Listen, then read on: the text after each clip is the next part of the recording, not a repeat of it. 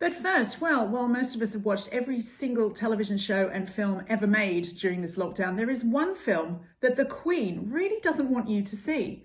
And this week it disappeared mysteriously from the internet. It's called The Royal Family and it stars Her Royal Highness. Here to give us the lowdown is editor-at-large Richard Kay. But first, let's have a look at a clip of the film that's causing so much controversy. You've got a cold and isolated up the road.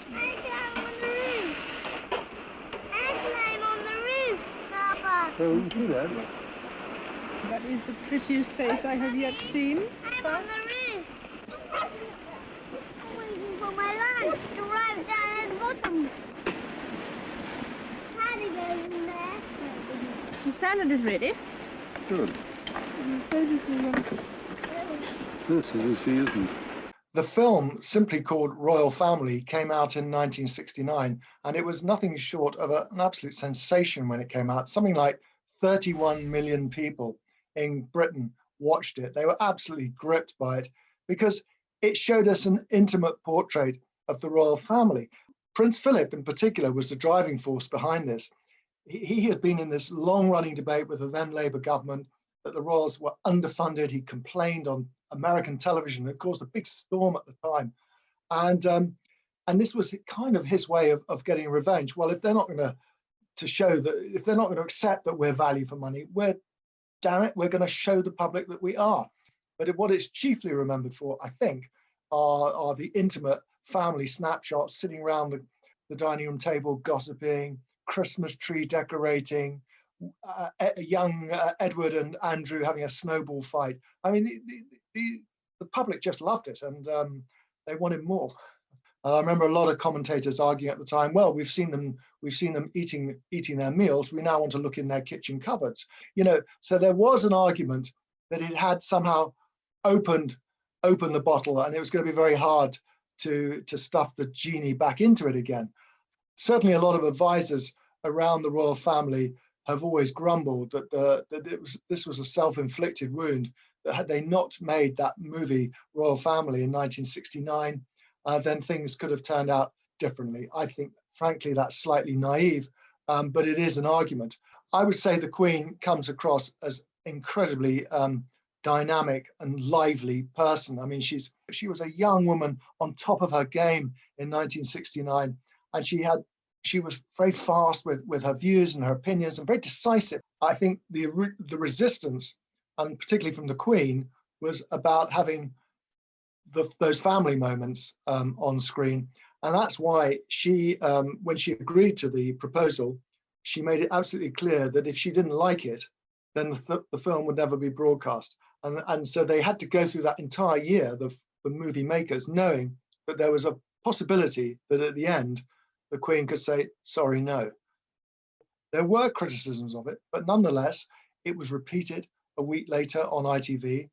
It was shown then again about 3 years later in 1972, I think on the occasion of the Queen's 20th anniversary of her accession to the throne.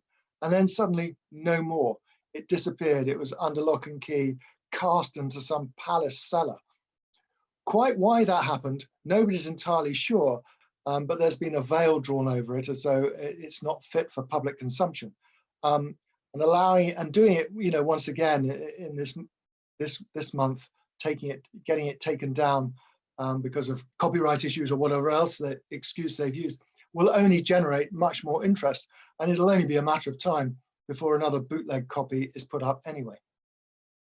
Coming to you first, Rebecca, the Queen actually approved this documentary in 1969. Why the U-turn now? Well, the U-turn actually happened pretty much as the film came out. And I think she just felt that it shed a little bit too much light on the inner workings of the royal family. I mean, Princess Anne was pretty open about how annoyed she was about it. I think she called it a rotten idea and said that she felt it was an invitation to more intrusion into their privacy. So I think that's really why they felt that it was, in hindsight, a bad idea. I disagree, but it was a very strong feeling from them on that. And Hugo, you were quite a young pup when this first came out. Do you remember the occasion? Were teenagers flocking to the cinema to see this fly-on-the-wall documentary with the royals? Well, it wasn't in the cinema. It was shown on television, and everybody watched it. I mean, it came out just before the investiture of Prince Charles, and the viewer figures actually compared pretty well to the people watching the moon landings. I mean, it was extremely popular at the time. The reason that the film was made was to introduce Prince Charles into the world, because there'd been a very sensible decision that Prince Charles and Princess Anne should be kept out of the media during their education. And there was, funnily enough, at that time, a feeling that there might be something kind of wrong with them, and they needed to be shown to be nice, bright and attractive people with bright and attractive parents. And actually, the film achieved that extremely well. It was immensely popular. It was shown right across America. It was shown in 125 countries. And nowadays, there's a myth that it was all a disaster. But actually, I don't think it was at all. And as you know, in the other day, it slipped out onto YouTube. So now the genie is out of the bottle. And I think they should actually release a proper version of it and show it, because it would give a much better impression of the royal family back in 1968-69 than, for example, what the perverted picture we get in The Crown, for example. That is an interesting contrast. Now, Richard, surely the palace understand that by making this something they've banned, it's turned it into quite exciting contraband, don't you think? And people will be more anxious to seek it out. Yeah, I mean, doesn't this seem like a sort of scandal from a different era? I mean, it seems like terrible PR to get it withdrawn once it's already out there. But I think it's all to do with copyright and with agreements that were made, many years ago. The palace wanted it withdrawn and the BBC had agreed to that. So it's very embarrassing for the BBC that someone, and we still don't know who, had put it onto YouTube. So overall, it's a sort of embarrassing scandal, if you want to call it that. And I totally agree with Hugo that it'd be much more sensible to bring it out, particularly as we've seen Netflix, The Crown sort of do their own version of it. I'll tell you the reason why it was so-called banned. It was quite simply that they didn't want it to be overexposed. They didn't want clips to appear in other things. They didn't want it to be used for advertising purposes. And so it was decided it shouldn't be shown for a long time. And then it somehow got stuck.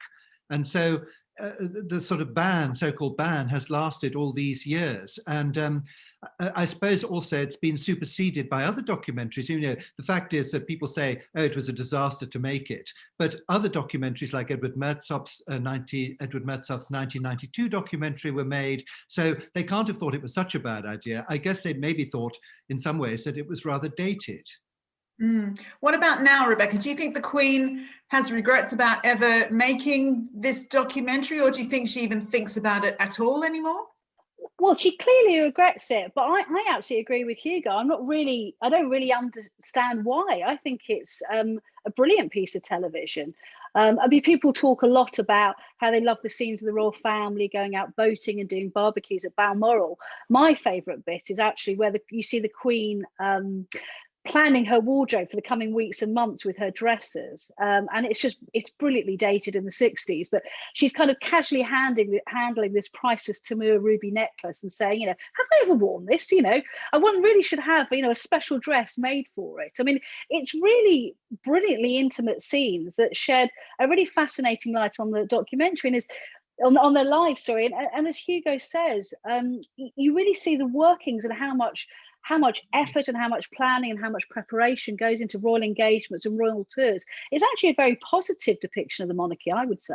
The Queen comes out of it as such a wonderfully executive person. I mean, not only discussing what jewels she's going to wear and dresses, but, thoughtfully suggesting, that President Nixon's coming to lunch, but they'll just have a small lunch because he's got a busy day, the layout of the kitchens at Windsor Castle, every single thing that is put to her. She's like the managing director of a company, and she has an answer for it.